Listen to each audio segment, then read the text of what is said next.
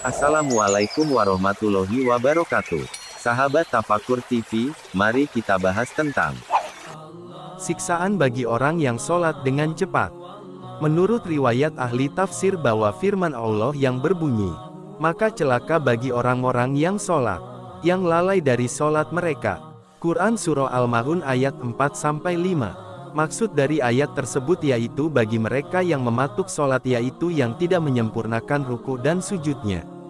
Dan diriwayatkan dalam hadis riwayat Bukhari Muslim dari riwayat Abu Hurairah mengatakan, bahwa seorang lelaki telah datang ke masjid dan Rasulullah Shallallahu Alaihi Wasallam sedang duduk. Lalu orang itu sholat, kemudian mendatangi Nabi Shallallahu Alaihi Wasallam sambil memberi salam dan Nabi menjawab salamnya. Nabi Shallallahu Alaihi Wasallam kemudian mengatakan, kembalilah engkau sholat, karena sesungguhnya engkau belum bersolat. Lalu orang itu kembali sholat. Kemudian datang lagi kepada Nabi sambil memberi salam, dan beliau menjawab salamnya, dan Nabi tetap mengatakan, kembalilah engkau sholat karena sesungguhnya engkau belum bersolat. Orang itu lalu kembali sholat, dan sesudah salam lalu mendatangi Nabi dengan mengucapkan salam, dan Nabi menjawab salamnya, tetapi Nabi tetap mengatakan lagi, sholatlah, karena sesungguhnya engkau belum bersolat. Hal itu berlangsung sebanyak 3 kali. Lalu pada yang ketiga kalinya orang lelaki itu mengatakan pada Nabi, ya Rasulullah, demi zat yang mengutusmu dengan benar, aku tiada tahu bersolat yang lebih baik dari itu, ajarilah aku solat. Lalu Nabi bersabda, jika engkau berdiri untuk solat maka bertakbirlah. Kemudian bacalah apa yang engkau tahu dari ayat Al-Quran, yaitu surah Al-Fatihah dan ayat Al-Quran. Kemudian rukuklah dengan tenang, lalu bangkitlah dari ruku hingga berdiri tegak. Setelah itu bersujudlah dengan tenang, lalu duduk pula dengan tenang, kemudian sujud sekali lagi dengan tenang, dan laksanakanlah hal itu dalam sholatmu secara keseluruhan. Hadis riwayat Bukhari Muslim. Sabda Nabi Shallallahu Alaihi Wasallam, tidak sempurna sholat seseorang yang tidak meratakan punggungnya ketika ruku dan sujud. Hadis riwayat Ahmad. Dan ini adalah merupakan keterangan dari Nabi Shallallahu Alaihi Wasallam bahwa seseorang yang sholat dan tidak meratakan punggungnya ketika ruku dan sujud, yaitu tidak tumaninah, maka sholatnya menjadi batal. Dan yang demikian pada sholat fardu, termasuk tumaninah, bersikap tenang, yaitu meletakkan setiap anggota pada tempatnya.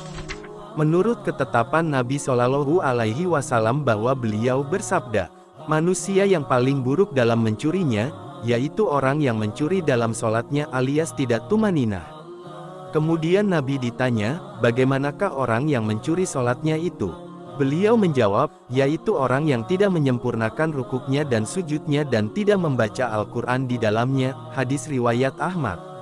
Diriwayatkan oleh Imam Ahmad dari hadis Abu Hurairah radhiyallahu anhu bahwa Rasulullah Shallallahu Alaihi Wasallam bersabda, Allah tidak akan melihat seseorang yang tidak meluruskan punggungnya pada waktu ruku dan sujud. Hadis riwayat Ahmad.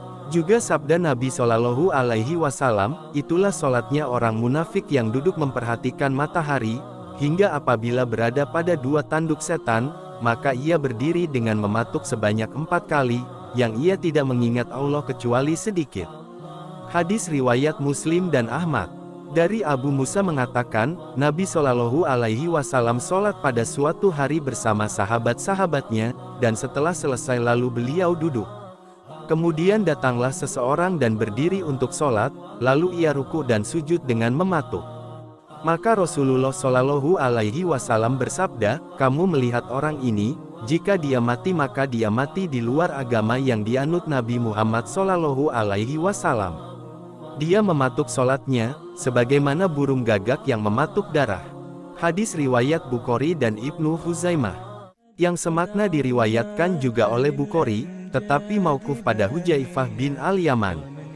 Dari Umar bin Al-Khattab radhiyallahu bahwa Rasulullah Shallallahu Alaihi Wasallam bersabda yang artinya, tidak sholat seseorang kecuali di sebelah kanannya dan kirinya ada malaikat, maka jika sholatnya sempurna maka kedua malaikat itu naik menghadap Allah Subhanahu wa Ta'ala, dan jika tidak sempurna maka bentuk sholat tersebut dipukulkan pada wajah orang yang sholat tersebut. Riwayat Daraqutni, dengan sanad dhaif. Allah Subhanahu wa Ta'ala berfirman, Celakalah bagi mereka yang mengurangi timbangan. Quran Surah Al-Mutaffifin ayat 1. Dan bagi orang yang mengurangi timbangan atau ukuran atau hasta atau juga mengurangi peraturan yang ditetapkan dalam sholat, maka mereka diancam dengan kecelakaan atau neraka jahanam yang kita berlindung pada Allah agar dijauhkan daripadanya. Dan dari Ibnu Abbas bahwa Rasulullah Shallallahu Alaihi Wasallam bersabda, jika seorang di antaramu bersujud, maka letakkanlah wajahnya, hidungnya dan kedua belah tangannya di atas bumi, karena sesungguhnya Allah Subhanahu wa Ta'ala telah mewahyukan kepadaku untuk bersujud pada 7 anggota badan, yaitu 1. Muka, dahi, berikut hidung. 2.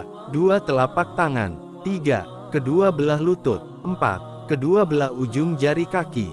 Dan kiranya aku tidak menyingkap pakaian, dan barang siapa sholat dengan tidak menempatkan setiap anggota pada tempatnya masing-masing, maka setiap anggota itu akan mengutuknya hingga sholatnya selesai.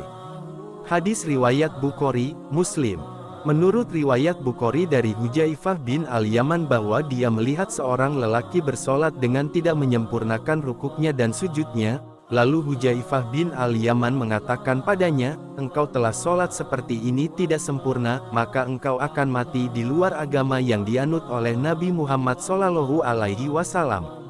Dan menurut riwayat Abu Daud, bahwa dia mengatakan, sejak kapankah engkau sholat seperti itu? Orang itu menjawab, sejak 40 tahun yang lalu. Kemudian katakan padanya, engkau tidak sholat sedikit pun sejak 40 tahun yang lalu itu, dan jika engkau mati, maka engkau akan mati di luar agama Islam, yang dianut Nabi Shallallahu Alaihi Wasallam. Kata Al-Hasan Al-Basri, hai manusia, dengan apakah agamamu akan meninggikan engkau jika sholatmu telah merendahkan engkau, padahal amalmu nanti yang akan ditanyakan pertama sekali ialah sholat itu pada hari kiamat. Hal itu sesuai dengan apa yang telah dinyatakan dalam sabda Nabi Shallallahu Alaihi Wasallam, pertama sekali yang akan dihisap bagi seseorang pada hari kiamat dari amalnya itu ialah tentang sholatnya. Maka jika baik sholatnya itu dia akan mendapatkan kemenangan dan keberuntungan. Dan jika rusak sholatnya maka dia akan rugi dan akan binasa. Dan jika ada sesuatu dari sholat fardu itu, maka Allah akan berfirman, lihatlah amal hambaku itu dari sholat sunatnya, lalu disempurnakan apa yang kekurangan dari sholat fardu itu, demikian pula untuk segenap amalnya. Hadis sahih. Maka hendaknya setiap orang suka memperbanyak sholat sunat untuk menyempurnakan kekurangan yang ada dalam sholat-sholat fardu itu. Semoga Allah memberikan taufiknya.